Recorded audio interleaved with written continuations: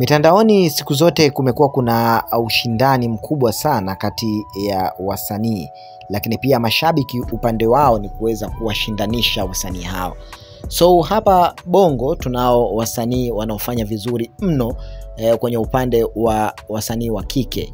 Hapa na wazungumzia wasanii hawa wawili. Nitaanza na Zuchu all the way kutokea Usafini, yani Wasafi, pamoja na Nandy the African Princess all the way kutoka the African Princess Music Label.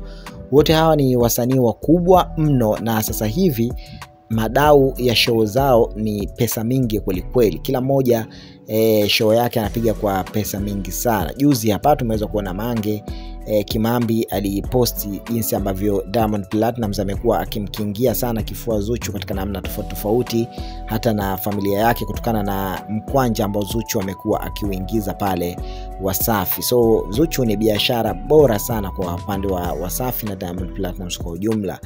Na Nandy pia umeweza kuona vile ambavyo ameweza kujipigia show ya dola kadhaa, laki kadhaa, kama laki 3, laki 2 hivi, na hii ni ishara kwamba naye pia si kinyonge, hajakaa kipolepole. So Zuchu pamoja na Nandy wamekuwa katika ushindanishwaji mkubwa sana, nani ni bora zaidi ya mwenzake. So Zuchu yeye mwenyewe anasemaga yeye wajaribu waone, ni hatari moto, na anajikubali katika kipaji chake na career yake ya muziki. Lakini pia na upande wa Nandy naye ni hivyo hivyo, naye anajikubali na anazidi kuachia ngoma kali, ngoma hiti zinazidi kutrendi.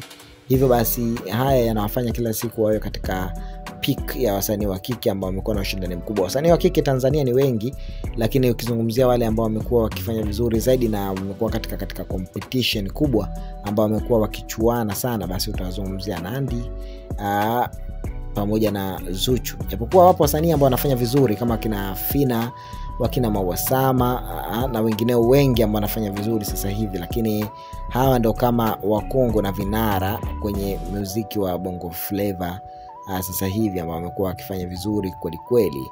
So hayo ndio machache ambayo nimeamua nikusogezea siku ya leo. Tuambie kwenye comment hapo, Zuchu na Nandy, nani ni msanii mbadi na nani ni msanii mkali?